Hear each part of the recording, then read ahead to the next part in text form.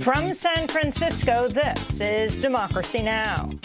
They should investigate the Bidens, because how does a company that's newly formed, and all these companies, if you look at, and by the way, likewise, China should start an investigation into the Bidens, because what happened in China is just about as bad as what happened with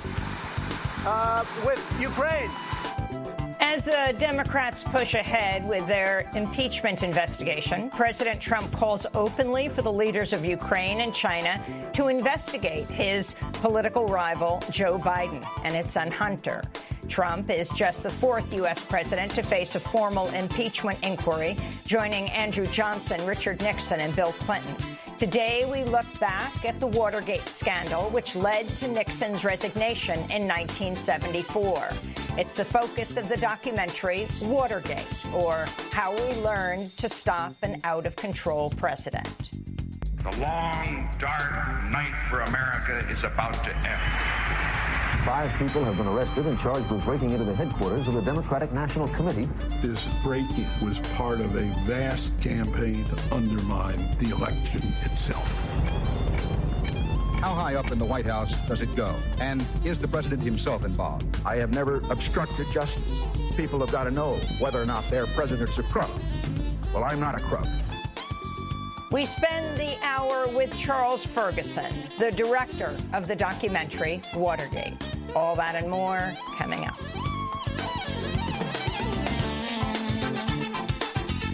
Welcome to Democracy Now!, democracynow.org, The War and Peace Report. I'm Amy Goodman.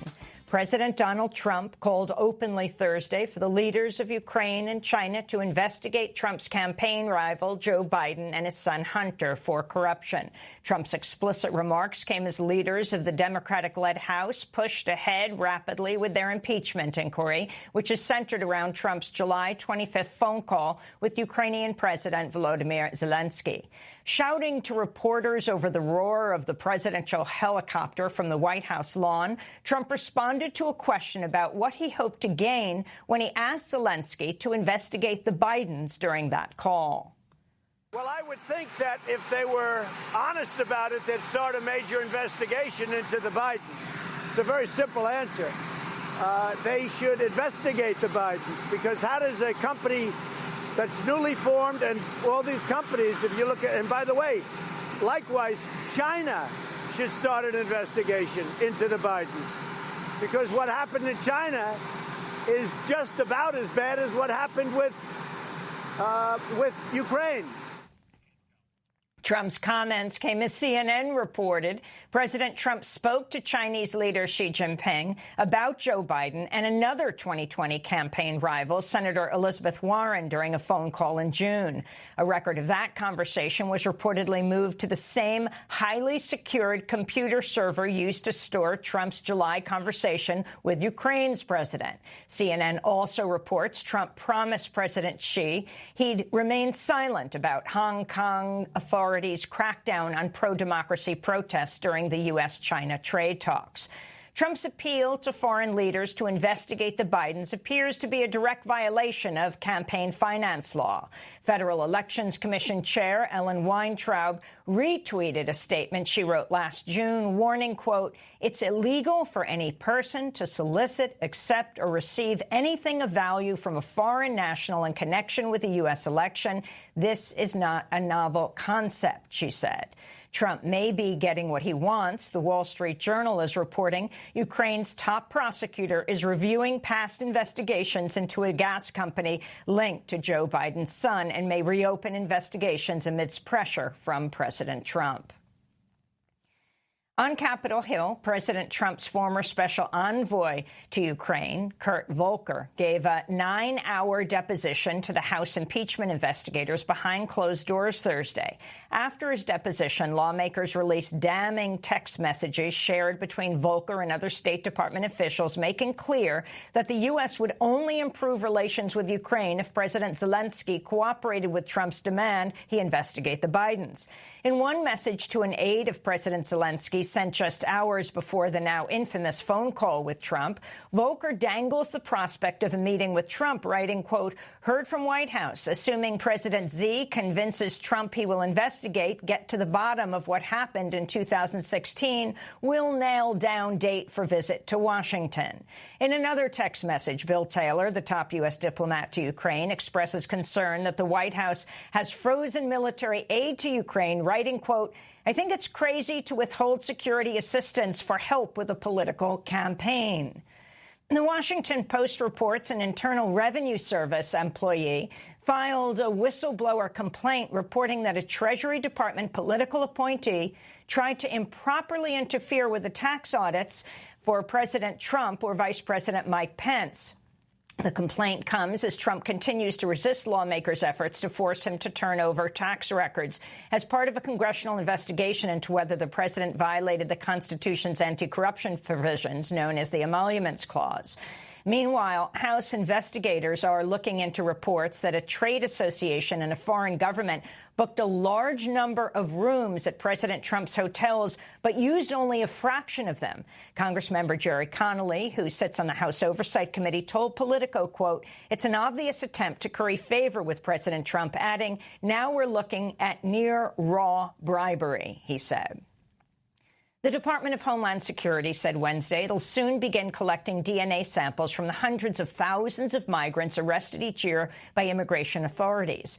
The data would be stored in the FBI's Combined DNA Index System, a massive national criminal database accessible to state and federal law enforcement agencies.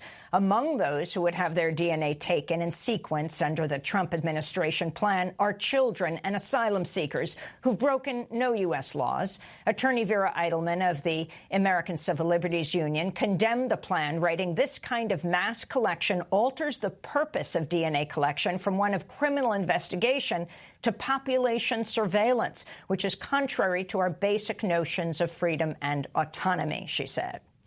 In Iraq, the death toll after 3 days of anti-government protests has risen to 44 people as police and soldiers continue to open fire on thousands of demonstrators who are defying government-imposed curfews. The largest number of casualties have occurred in the city of Nasiriyah, where dozens of people have been shot dead. More of the deaths occurred in Baghdad when police opened fire with tear gas and live bullets on protesters in the city's Tahrir Square. We are Iraqis. We are demanding our rights. This is all we want.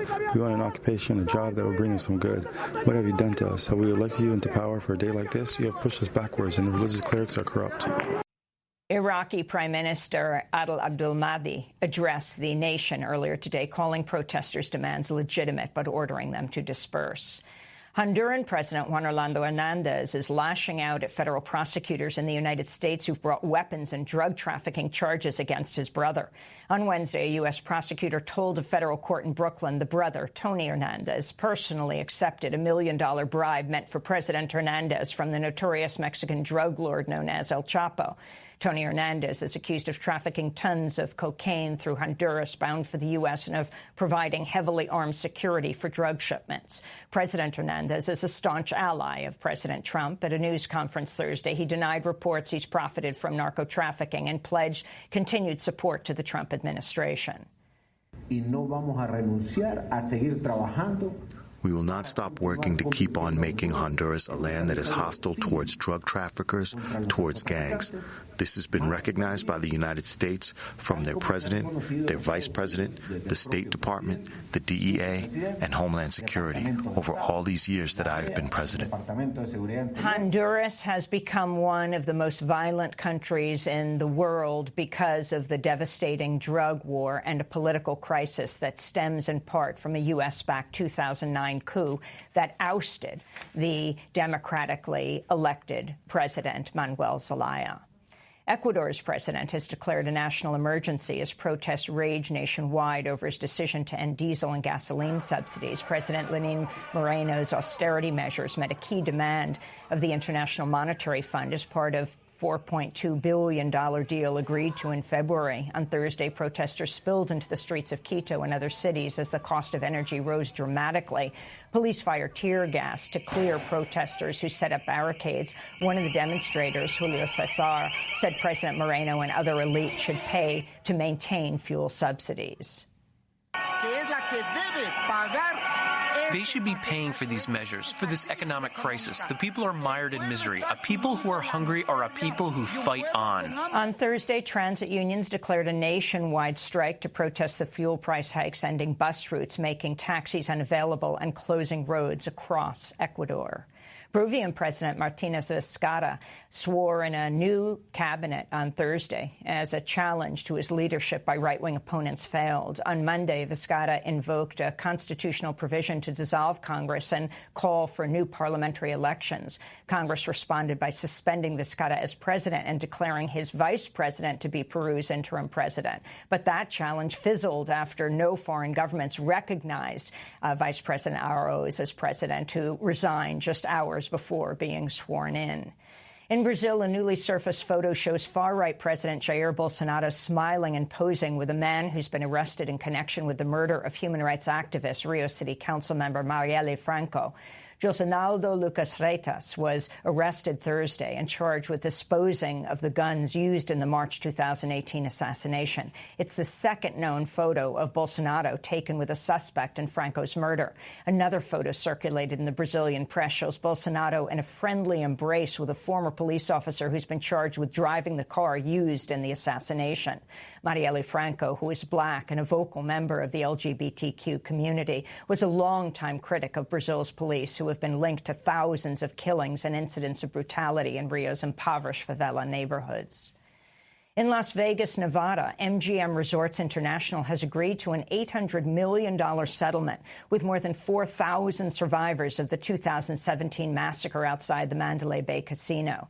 The settlement was announced after survivors joined friends and families of those killed at a commemoration Tuesday, marking the second anniversary of the massacre.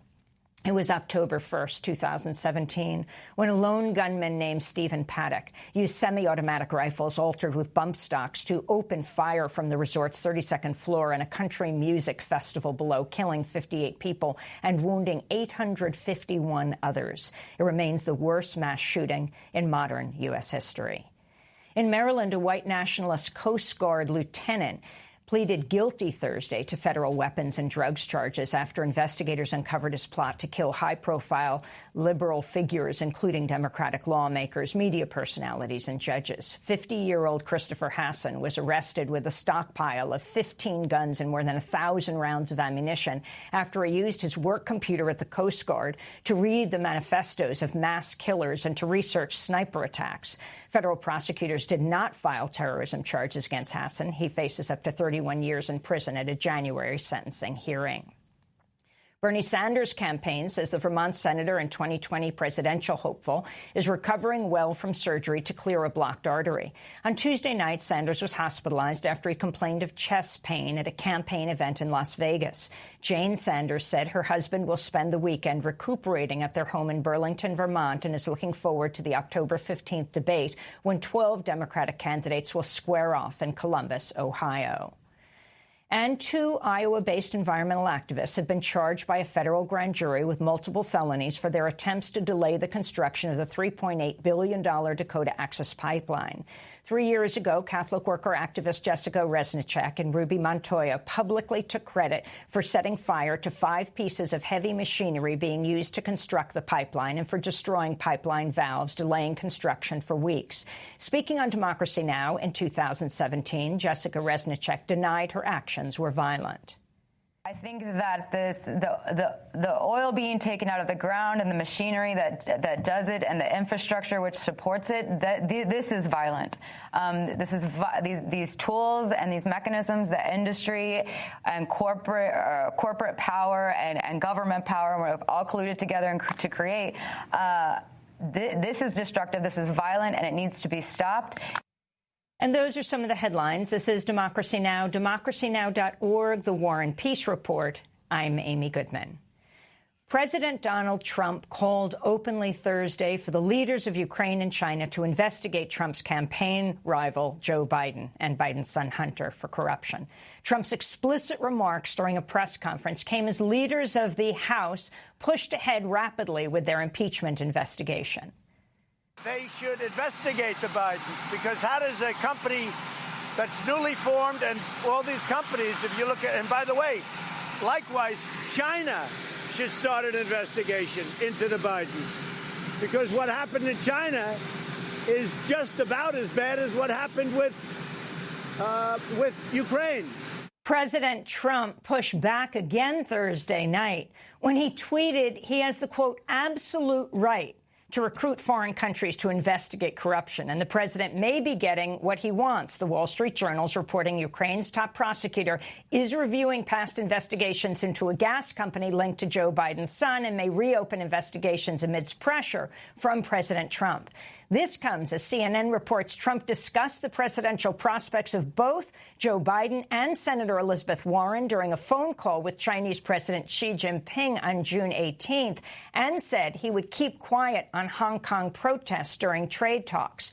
Investigations have found no evidence of wrongdoing by the Bidens, but the Wall Street Journal reports Ukraine's top prosecutor is now reviewing past investigations. On Thursday, U.S. Special Envoy for Ukraine, Kurt Volker, became the first official testifying in the impeachment inquiry. Volker resigned just one day after the release of the whistleblower's report detailing Trump's push for Ukraine to look into the Bidens.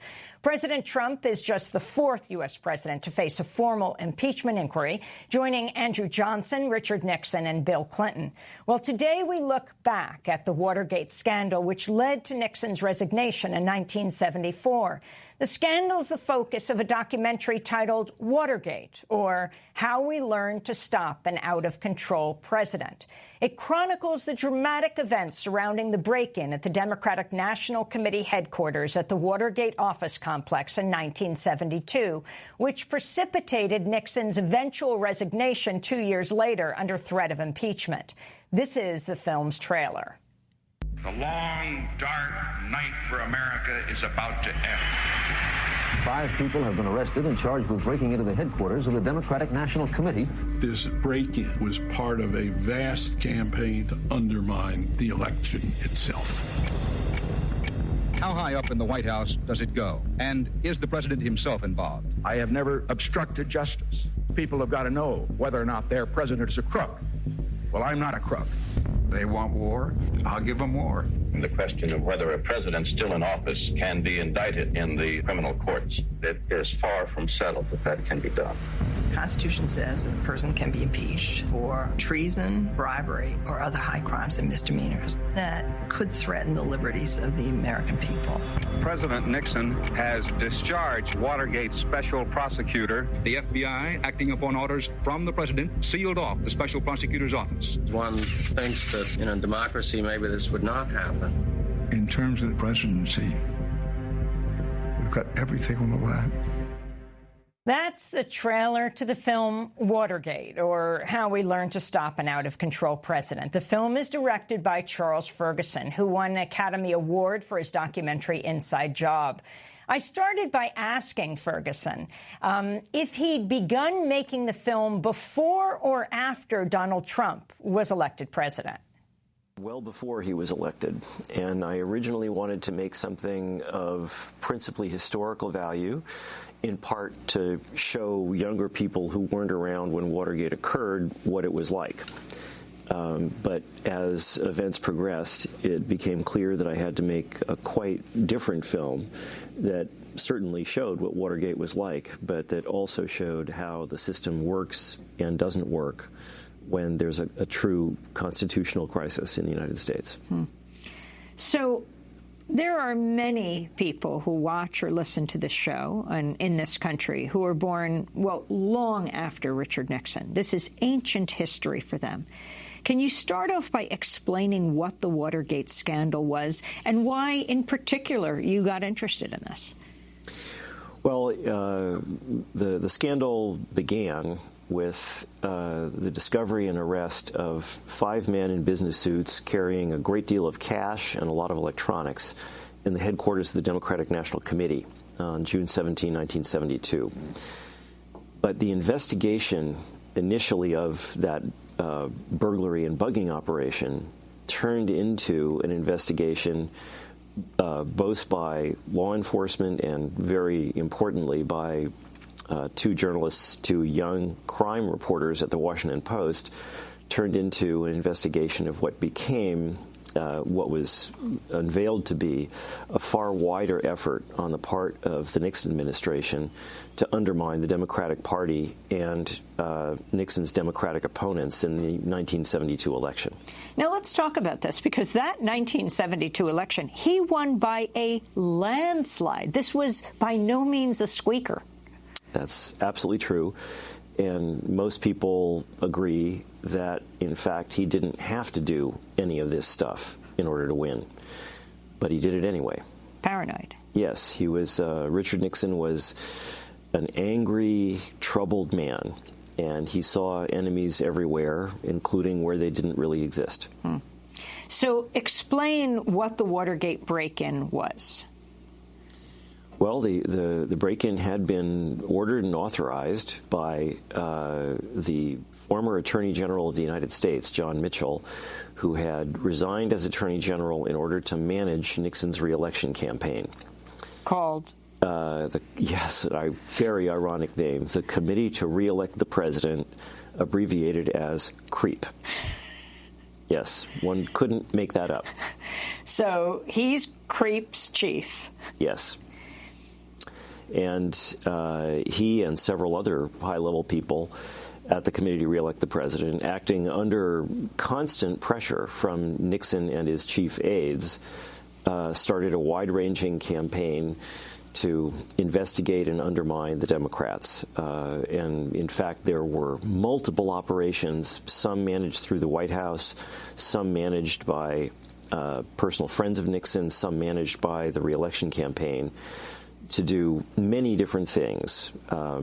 There were infiltrators who were secretly reporting on what Democratic candidates were doing. Nixon's strongest potential rival in the election was Maine Senator Edmund Muskie.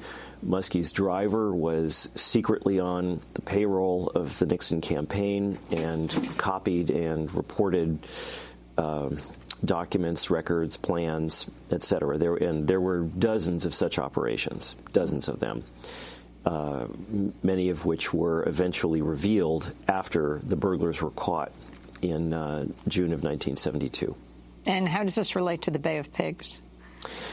Well, the burglars were primarily Cuban Americans who had been recruited by a couple of former CIA agents who had worked with them in regard to the Bay of Pigs and other operations against Castro's Cuba. And the burglars, in fact, were extremely honorable, patriotic men who thought that they were doing something for their country and for their president, and didn't understand exactly why they had been ordered to do these things. Charles Ferguson's director of the documentary Watergate, or How We Learned to Stop an Out-of-Control President. Back with more in a minute.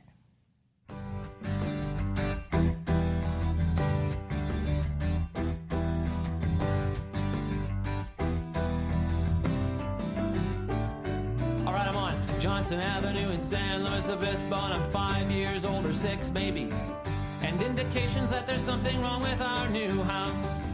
Trip down the wire twice daily. I'm in the living room watching the Watergate hearings while my stepfather yells at my mother, launches a glass across the room straight at her head, and I dash upstairs to take cover, lean in close to my little record player on the floor. So this is what the volume knob's for. I listen to dance music Dance music by the Mountain Goats. This is Democracy Now!, democracynow.org, The War and Peace Report. I'm Amy Goodman. As President Trump becomes just the fourth U.S. president to face an impeachment inquiry, we continue our interview with Academy Award-winning filmmaker Charles Ferguson about his documentary Watergate, or How We Learned to Stop an Out-of-Control President. I asked Charles Ferguson about how Richard Nixon's former chief of staff, Bob Haldeman, and Nixon's former domestic advisor, John Ehrlichman, ended up testifying before the Senate Watergate Committee. Starting in March of 1973, the burglars, under pressure from a federal judge, started to talk.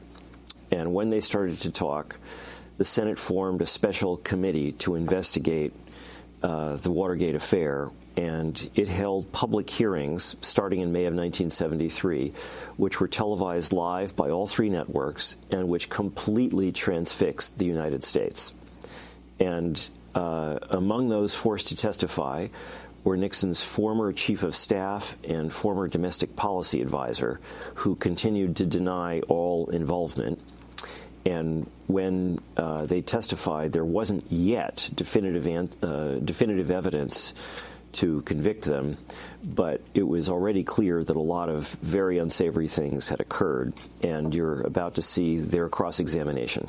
This is John Ehrlichman and Bob Haldeman appearing before the Senate Watergate Committee. The committee forced Ehrlichman and Haldeman to testify after Dean. Let's be clear. I did not cover up anything to do with Watergate. They denied everything, and there was not yet any definitive evidence against them, but they got nailed anyway. So there came a time when you were administering an investigative unit. Yes, in a literal sense, that's true. In a literal sense? Yes, sir. But not in an actual sense. Well, here I am dueling with a professor. No, I'm not dueling with you. I'm just trying to get a... Professor, if you say actual, it's actual. As soon as Howard Baker realized that much of what was being said about Nixon was true and based in fact, he immediately backed off and became probably the most prominent questioner of witnesses. When did you first learn of the break-in? On the day following the break-in, when I received this telephone call toward dusk, late in the afternoon. Did you talk to the president on the 17th? No, I didn't. Not that I can recall. Did you talk to Mr. Haldeman on the 17th? I think I talked to him the following day. Were you concerned about it? Not particularly. If someone on my staff, even remotely on my staff, were charged with breaking and entering to the Democratic National Committee headquarters, or someone was even associated with it in a newspaper column, that I would be determined to find out if that happened. Now, was there this air of urgency in the White House on your part or Haldeman's part or Dean's part? It's not coming through that way. It sounds like a routine staff operation, but this wasn't a routine staff operation. Point one, he wasn't on my staff, but that's beside the point. Some believe that your questioning was really for the first time a very strong, hostile questioning of an administration witness. Now, is that a fair statement? No, I don't think it is, really. If it is, it's an unconscious situation, because I'm trying today, as I was trying when these hearings began, to treat everyone the same and to pursue the matter as dispassionately as very passionate circumstances will permit. Do you believe that spending political campaign funds to pay for the defense of criminal defendants could embarrass the president? I don't know. I don't know what. It depends on the circumstances and the situation, I think. What about these circumstances and this situation involving the Watergate? I don't know that I can make a judgment on that. I'd like to submit to you a document. Ray, Charlotte, North Carolina demonstrations. 1. The most recent intelligence that has been received from the advance man, Bill Henkel, and the USS, United States Secret Service, I gather, is that we will have demonstrators in Charlotte tomorrow. The number is running between 100 and 200. The advance man's gut reaction is between 150 and 200. They will be violent, with a penciled underlining of violent. They will have extremely obscene signs, underlining obscene. And next to the word obscene, penciled in writing, which to me, and you'll have to confirm this, seems to be the same as the writing below your initialing, It appears to be yours. If not, I want you to say so, saying good. Is that your writing there where it says good? I believe it is, yes, sir. As has been indicated by their handbills, it will not only be directed toward the president, but also toward Billy Graham. Underlining also toward Billy Graham, where you pencil in great. My question specifically relates to exactly what mentality it is in the White House that goes ahead and indicates good when the word violence is mentioned, when obscenity is mentioned, which violence and which obscenity is to be directed against the President of the United States. How in any way can that be good? So you were just listening to John Ehrlichman and Bob Haldeman. They were being questioned by Lowell Weicker, the Connecticut Republican senator, as well as Sam Dash, the Senate committee counsel, and Howard Baker, the ranking Republican on the Senate Watergate Committee. Charles Ferguson, talk about the significance of these men. I mean, we live in such a polarized time. Here we're talking about the Republicans, the president's party, taking the most active role here. Well, Sam Ervin was the head, and he was certainly fierce, but joining with the Democrats. Howard Baker was not always like that. No. Howard Baker had started out at the beginning of the Watergate scandal, in fact, as basically a mole for President Nixon, and would secretly go to the White House and report on what the Senate committee was doing. But as evidence came out that, in fact, Nixon had been involved in all of this, very deeply involved in it, Baker began to change. Lowell Weicker was quite different. Lowell Weicker was extremely aggressive from the very beginning. And, in fact, while he was on the Senate Watergate Committee, conducted his own separate investigation that revealed a number of additional things that the committee hadn't previously known.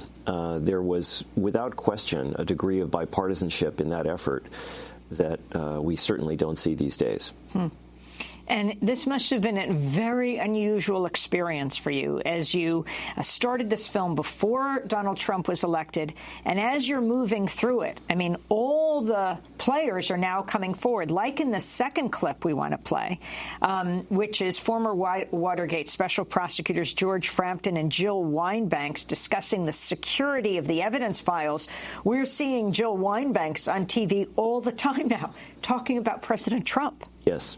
Yes, there are so many parallels between what happened then and what's happening now. We're now very concerned about the security of not only the Mueller investigation, but of the documents and evidence that he has already assembled. We don't know what's going to happen to them. So what were these evidence files that they were talking about? These were files and memoranda that they had created that pertained to the potential impeachment and or prosecution of President Nixon. And as pressure on the special prosecutor mounted, Archibald Cox, the Harvard professor who had been appointed to be the special prosecutor, as pressure on him mounted from the Nixon White House, the junior prosecutors under him became extremely concerned about what might happen to their evidence. And in fact, those concerns were fully justified when Cox was fired by President Nixon. Nixon also ordered the FBI to occupy his offices and seize those records. Well, first, let's go to the former Watergate prosecutors, George Frampton and Jill Wine-Banks, discussing the security of their evidence files. As Nixon continued to resist, it was totally unclear how this was going to play out. We knew that a big storm was coming. We just didn't know from what direction or how bad it was going to be. When we were planning what's going to happen, who's going to serve a subpoena on the White House? How are we going to enforce it? Who's going to go in and to get the tapes? What if the president refuses? And we thought, well, maybe we should take some of the key documents and bring them to our homes. I had done a prosecution memo about all the evidence that we had about President Nixon. I took a copy of that and put it in my grandmother's basement. Meanwhile, the special prosecutors had been playing another chess game. What's the other chess game? The other chess game was, in yet another parallel between then and now, Nixon's former counsel, John Dean, his former lawyer, had turned and had expressed a willingness to testify about what he had known. He had, in fact, been managing the cover-up of the Watergate scandal for Nixon. But in return, he demanded immunity. And Archibald Cox, the special prosecutor, didn't want to give him complete immunity because he had been so centrally involved in criminal activity. And the bargaining went on for 6 months. So let's turn to William Ruckelshaus and Pat Buchanan, describing the battle between Nixon and Special Prosecutor Archibald Cox during the days leading up to the Saturday Night Massacre. The president was obviously desperate to get these tapes back under his control and not have them released, and he was trying to think of every way to do it. We were spending practically the entire day trying to figure out what to do next.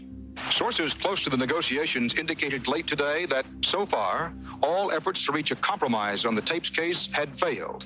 But Attorney General Elliot Richardson was described as still trying. I think Elliot was trying very hard to work out a compromise because he thought that was his responsibility as Attorney General. Al Haig called me and said, we're going to give these summaries and we're going to tell Cox, who was balking, that he's going to have to accept these. And if he doesn't, well, he can do what he wants to do. But if he persists, Richardson will fire him. I said 3 words, is Elliot aboard? And Al said, yes. I said, in that case, let's go ahead. On the evening of Friday, October 19, the White House publicly ordered Cox to stop pursuing the tapes. Cox refused, issued a public statement himself, and announced a press conference for the next morning. Anybody know UPI's number?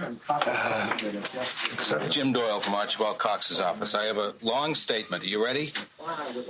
In my judgment, the president is refusing to comply with the court decrees. Friday night, the president had sent a letter to Richardson telling him to fire Cox. Richardson called Cox and read the letter to him over the phone, but said he was not going to issue the order because he didn't think it was appropriate. And finally, on Saturday morning, Cox held his press conference. So it's Saturday, October 20th, 1973, when U.S. President Richard Nixon orders Attorney General Elliot Richardson to fire independent special prosecutor Archibald Cox. Yes. And lay out what happens. Richardson refused and resigned instead. So then Nixon had his chief of staff, Al Haig, call the deputy attorney general, who we just saw, William Ruckelshaus. And Haig ordered Ruckelshaus to, who was now the acting attorney general, to fire Cox. Ruckelshaus refused. And depending on who you believe and what time of day it is, he either resigned or was immediately fired. He's proud of both. And then finally, Robert Bork, the number 3 at the Justice Department, agreed to fire Cox on Nixon's orders. Well, your remarkable film, Watergate, takes us through this step by step. So let's go back to Watergate, to William Ruckelshaus, remembering how Nixon and Haig called him about the firing of Archibald Cox, and Richard Benveniste explaining how real power in Washington can be wielded. Richardson got a call from the White House and said the president wanted to see him. He went over to the White House, and the president insisted that he fire Cox, and he wouldn't do it. My assistant came up and said, the president wants you on the phone. Well, it was pretty clear what he wanted. And when I got there, it was actually Haig that was on the phone. It wasn't the president. And he said, the president wants you to fire Archibald Cox. And I said, well, I thought about it. I can't do it. I think it's fundamentally wrong what he's done. Cox has done nothing wrong except carry out his responsibilities. And I just can't bring myself to fire a man who's done what he's hired to do by the president. And Haig said, well, your commander-in-chief is ordering you to fire Cox. I said, oh, come on, Al, I know he's a commander-in-chief. I don't have to listen to you to determine that. What is he going to do, blow me out of my office if I don't do the right thing? We all go home, awaiting further developments. Because it's Saturday afternoon, I'm taking the evening off. Nothing happens in official Washington on a Saturday night. What's your general reaction to the developments of the day? Well, there'll be an announcement out of the White House later on. I can't say if there will be. Does it have to do with the resignation of the Attorney General? Well, it might, but you'll have to get it from them. Excuse me. Thank you, Bill. Although the Deputy Attorney General didn't have much to say to reporters at that moment, it was evident from his appearance that something big was about to happen in Washington tonight. But, look, I was 30 years old. I was, thought I was so sophisticated coming from New York and having been a federal prosecutor for 5 years. I didn't know squat about real power and how it might be exercised.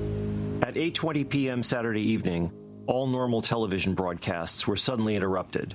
That's a clip from Watergate. All television networks were suddenly interrupted. And what was the special report, Charles Ferguson? Special report was that President Nixon had ordered Richardson, the Attorney General, to fire Cox, and Richardson resigned instead.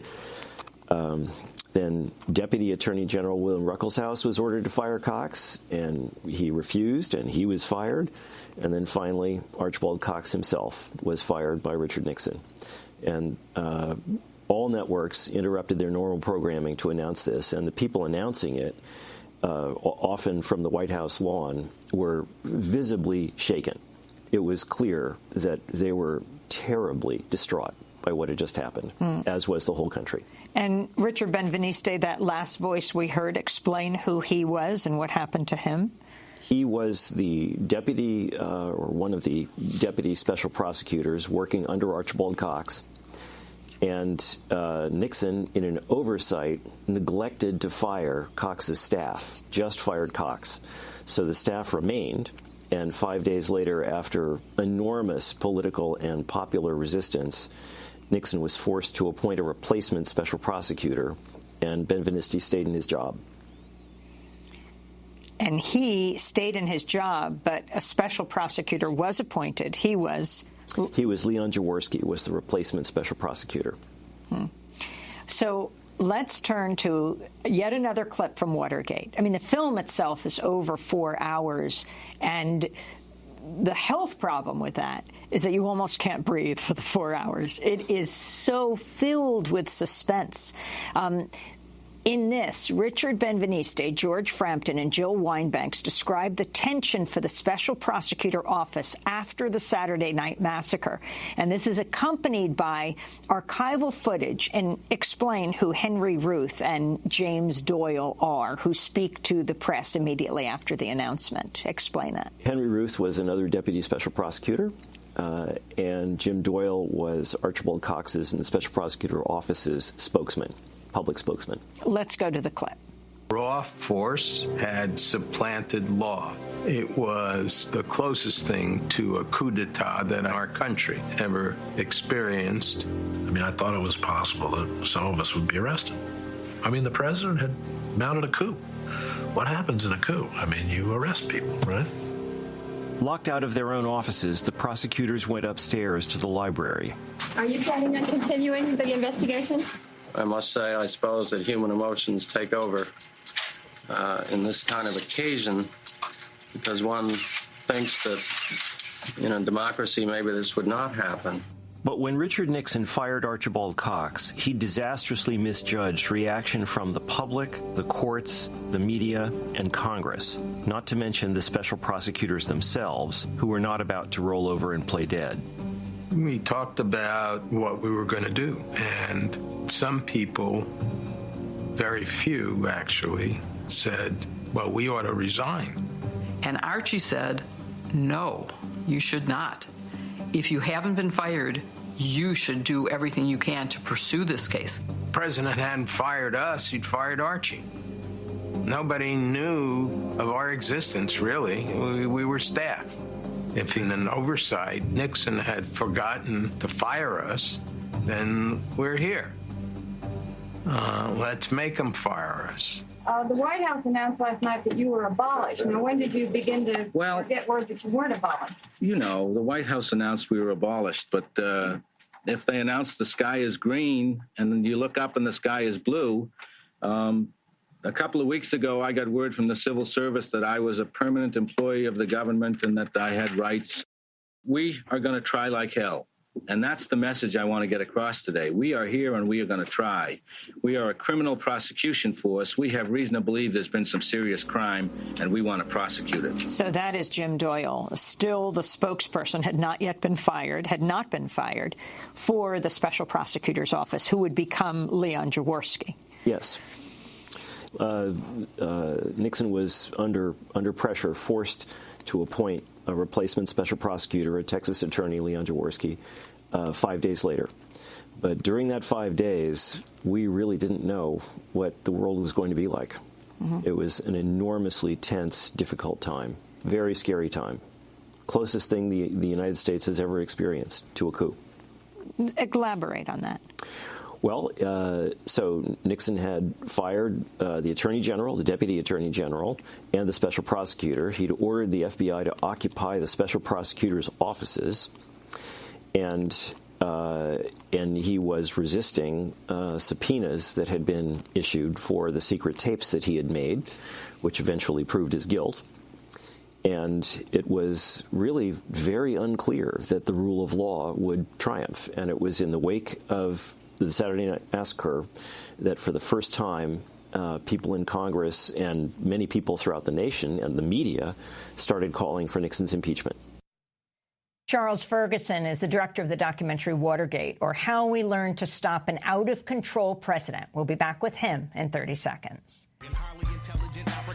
The punch slugging and the coppers is declining. The planet's run by your government. The genocidal thieves all the while the devil is loving it. And children in high school rolling through smoking their classes up. And people this rich don't be checking for what is happening. Degrading our women, knocking them up, leave them or smack them up. And ain't no way to reach us. We sleeping like hell's passing. Thunder and lightning, crumbling buildings, falling hurricanes, earth shattering, debris scattering, insane happening. Souls keep burning in the sky, keeps plummeting, rain and rain. Sky is Falling by Black Alicious. This is Democracy Now! I'm Amy Goodman as we continue with our look back at the Watergate scandal, which led to the resignation of Richard Nixon in 1974.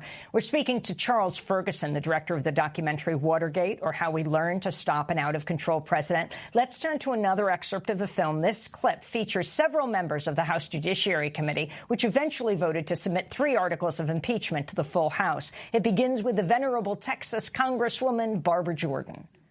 Earlier today, we heard the beginning of the preamble to the Constitution of the United States. We the people. It's a very eloquent beginning. But when that document was completed on the 17th of September in 1787, I was not included in that we the people.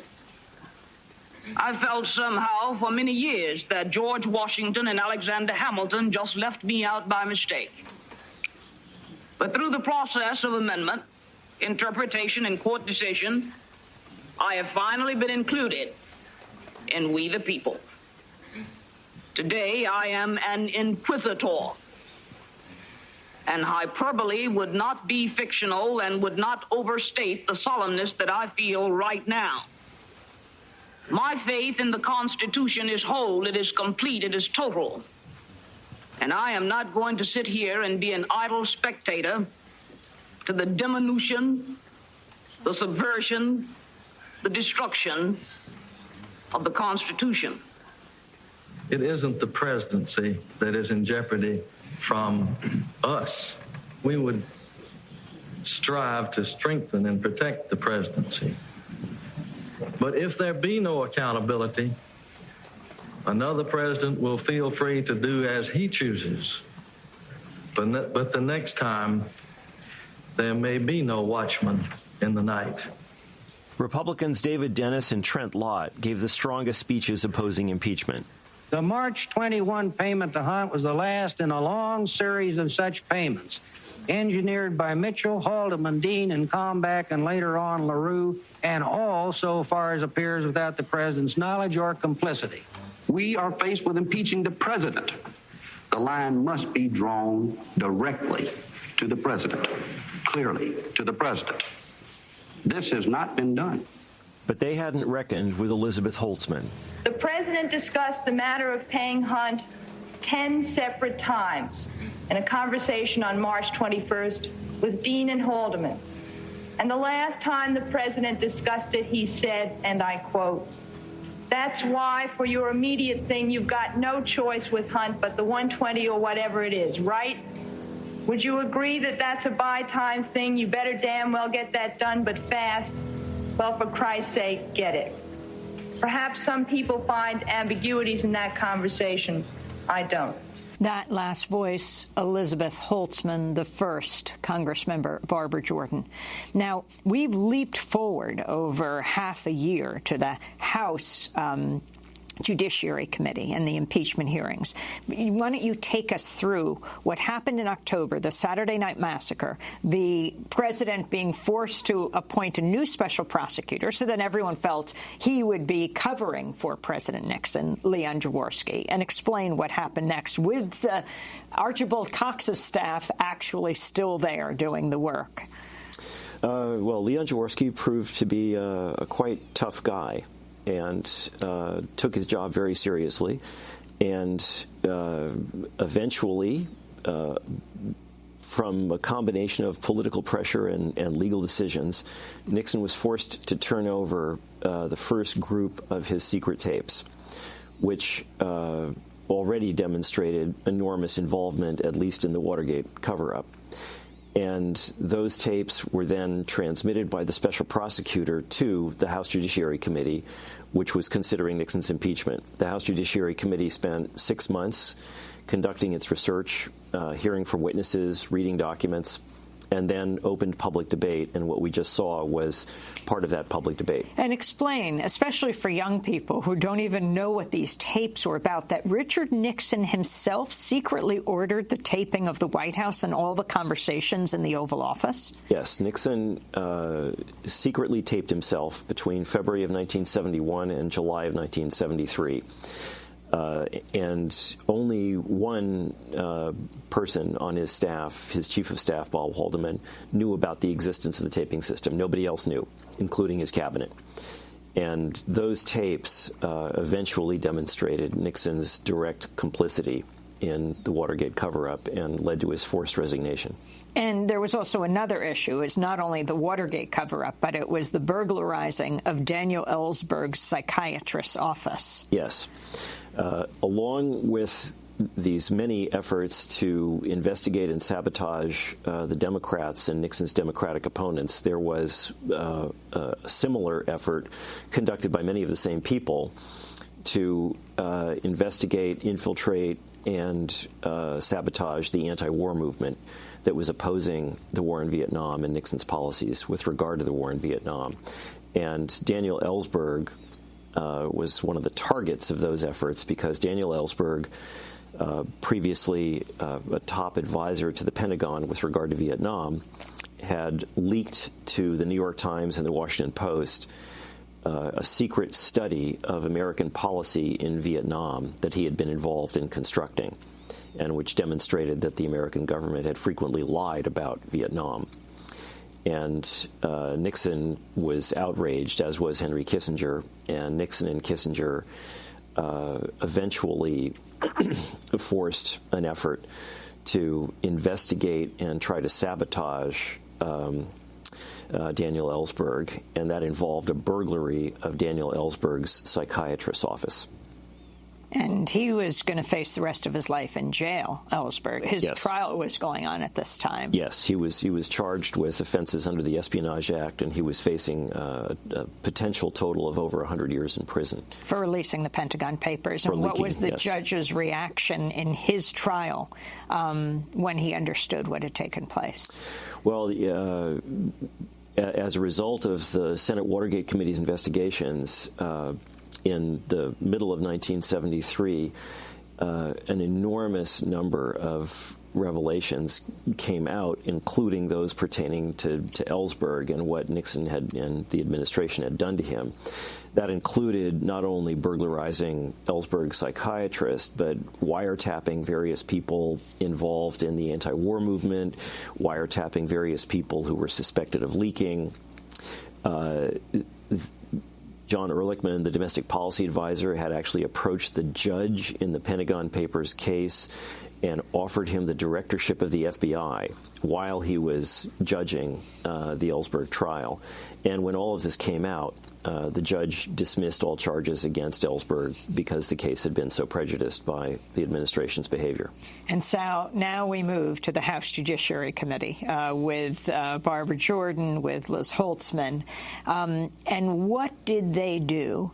And what did the Republicans on the committee who had and how did the party shift?